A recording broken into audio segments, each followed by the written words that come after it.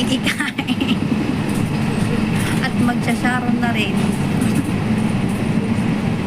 Yung kagagaling mo lang nagtae, tapos kakain ka, makikisharon ka pa. Namiss ko kasi yung mga pagkain Pinoy, guys. So, kain na naman tayo. Ayan, bus ng Hong Kong papuntang Shatin, Taiwan. Yan.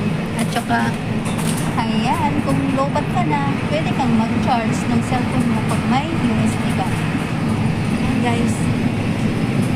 Ayan. Ang bus ng